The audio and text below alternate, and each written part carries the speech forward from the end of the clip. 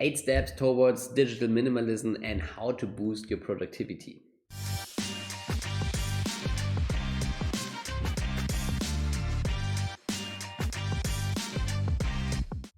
Hi, my name is Johannes Niari. I'm a strategy consultant, and on this channel, I want to help you to learn the necessary skills to have a successful career in management consulting, but also living a balanced life.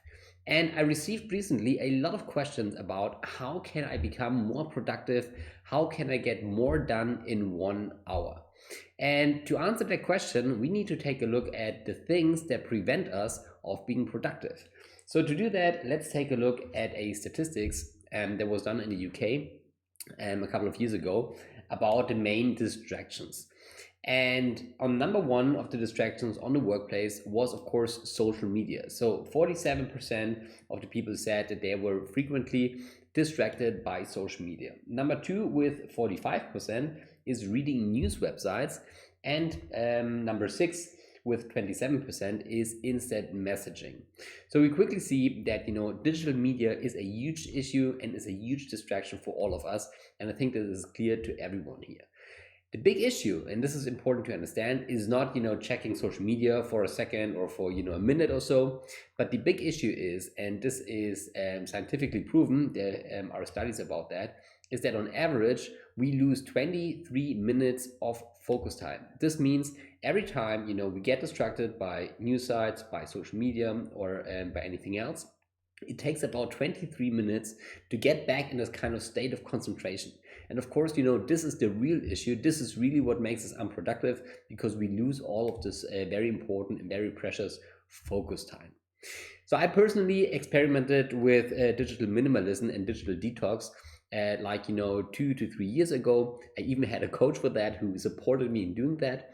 And I identified, or what worked for me at the end, were 8 steps towards digital minimalism. And these are exactly the steps, that made me more productive and that I want to share with you today. So step number one is that you have to identify and define your why. Before you even start thinking about reducing your digital exposure, it's very important that you take a step back and think about, okay, why do you even want to do that? When I did this exercise, I wrote down for me 3 things. I said, okay, I want to have more time, because I saw on my phone on the analysis how much time I actually spend on social media. So I said, okay, just want to have this time back. Second, I said I want to have more focus, because as I said, all the distractions really kept me away from working like 3 hours without any interruption and in a deep focus state of mind. And third, also I wanted to have better emotions, because I realized every time I checked my portfolio, for example, or I checked news sites, that this could also create some emotions that I didn't want, not only negative but also sometimes too positive emotions, but I kind of wanted to get rid of those. So step number one is to define your why. So take a piece of paper, just think about why do you want to do it, and become really crystal clear on the reasons why you want to reduce your digital exposure. Step number two is that you define your what. And this means that you think about, okay, what the problem areas are. For me back then, this was, social media, this was were news sites. Checking mails was also an issue, especially private mails, since I have, several mail accounts.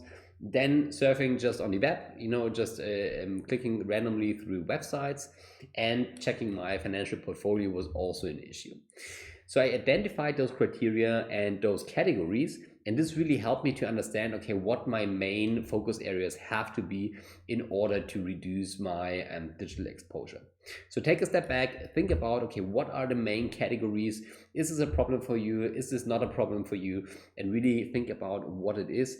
And this helps you to identify a strategy on how to reduce your exposure. Step number 3 is that you identify what to avoid. And this is similar to step 2, but now we really talk about concrete apps. We really talk about concrete websites. So every one of us has probably, very concrete sites and apps that that you frequently use. And it's really about, writing this down. And I was really surprised how many websites, how many apps I had on my list that I actually wanted to avoid. So I just took a look at my browsing history and on the analysis of my phone, and this really surprised me, how many sites I actually frequently visited. So for me, this was, social media, of course, Instagram, YouTube, TikTok, everything. Then certain news sites, especially business news sites that I read frequently. Then my financial sites, especially, the sites with my, or the apps with my portfolio on it. And everyone has other sites as well, maybe shopping sites, or just think about it, what it is for you. So this is where you get really concrete. So write down really the sites, the apps that are an issue for you and that are really time consuming, and to get even more concrete. The next step is, after you identified your sites, is that you identify relevant devices. And my issue was that, since I have, a device or a lot of devices in my private life and also in my professional life, that I had so many devices that I had to manage. And it was always easy for me, even if I blocked in the past, a site on one device, it was very easy for me, to, secretly, checking the site on another device. So I had several devices. For me, it was a smartphone for my work, a smartphone for my private life, then one laptop for work, one laptop for private, and then also two iPads. So as you see, these were 6 devices that I had to manage, and was really surprised, how much I actually had to manage. Because the thing is, if you don't control all of your devices, then it really gets difficult, because you secretly will find ways to check your sites, because at the end we are talking about a kind of addiction. So it's really hard to get rid of that. So check your devices. I want you to, sit down and think about what kind of devices you have. Maybe you just have a phone, and a laptop or so, then it's very easy. But especially, if you have several devices, then really think about what those devices are, and also think about, on which devices you are exposed to digital media that is distracting you. The next step is that you have to identify your strategy. And this is where you really, in concrete terms, think about, okay, how can you now actually avoid this? And I am a huge fan of frames. So this means that I don't believe in discipline. I really believe that in order to get something done, I need to create an environment that really forces me to do certain things. And for me, this meant that I would delete all the social media apps. And I was really, quite tough on that. So I really, without any exception, deleted my social media apps. I also logged out on all the social media sites, on the browser. I also only used one browser, because this makes it much easier to block sites. And then I created a list of all the sites that I wanted to block. And this was my setup, and this really helped me. And for me, the key driver was really, deleting all the apps, and then also only using one browser, because you will, what you will see and find out is that it's not easy, if you have several browsers, to block the sites, on all the browsers. So for me, it was easy to only focus on one.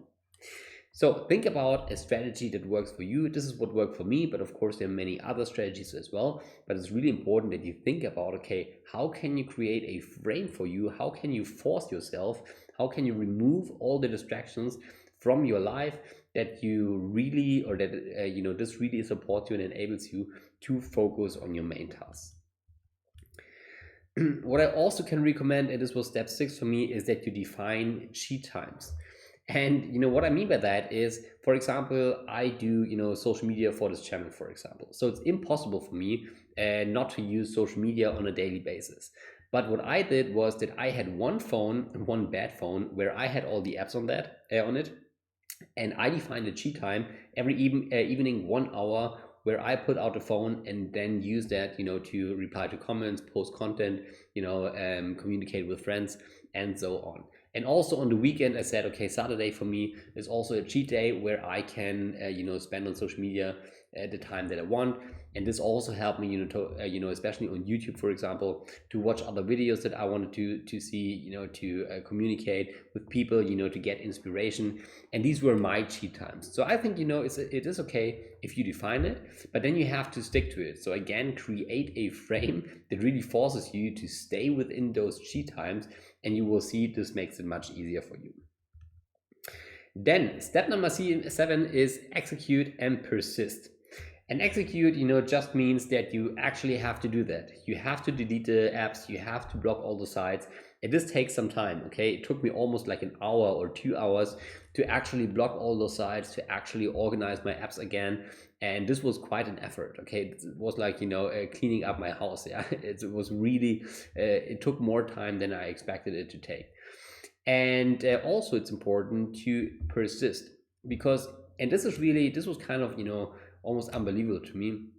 I realized, once that I removed all those apps, once I blocked all those sites, that I really felt physically the addiction to checking these sites. And, this kind of shocked me, because I realized, okay, now I need to do something, because I'm getting really nervous. I need to do something to get this kind of dopamine that I received previously from the social media apps. So I really urge you, that you persist this impulse, and that you really, keep your social media apps and your devices, out of your way. Otherwise, it might get very easy to cheat, and this is definitely not what we want to do. So execute and persist, and also expect, some, almost physical reaction, or at least physical reaction, because at the end, let's be honest, we are talking about an addiction. And then last step, this is step number 8. This is reflect and adjust. And what I did, I have a weekly reflection routine where I think about the week. I, try to identify what goes wrong, what went wrong, what went right. And I would also recommend to actually reflect on your digital detox, on your digital minimalism, because, it's what I identified, for example, for myself, was that I had a couple of websites that I didn't really, had on my list. And big example is Twitter, for example. I never used Twitter, but once I blocked all my social media apps, I suddenly, since Twitter was not blocked, I suddenly checked Twitter all the time and tried to get some news there and some dopamine. And this was really crazy. So I had to adjust and had to put Twitter on this list as well. So this is step number 8. And those are the 8 steps. And I can really say that those steps really helped me to significantly reduce my exposure to digital media. It significantly helped me to improve and boost my productivity. And if people are asking me about one thing they should do to increase productivity, then it's really to make a digital detox, to get used to digital minimalism, and really getting rid of all of these distractions. Now, I have to be honest, I'm not perfect. I have times where my digital detox works better. I have times where, it doesn't work that well, but, it's in phases. And I think, doing something, and at least doing it for a couple of weeks or a couple of days, and then maybe, you get back to old behavior, but then you start just again, okay? Because the more you get used that, you can live without this kind of digital exposure, the better it is for you, and the easier it gets for you to stay focused and productive. So if that was interesting to you, if that brought value, then please subscribe to this channel. Also leave a comment if you have any questions. I think this is a very important topic that I think, people don't discuss enough, especially in the consulting industry. So please leave a comment or a question if you have that. Also, if you want to learn more productivity hacks, then check out my free masterclass that helps you to learn the skills that you need in your first years in consulting. There I talk about more productivity hacks. So follow the links in the comments or in the descriptions. And with that being said, I wish you a wonderful day and hope to talk to you soon. Goodbye, Johannes.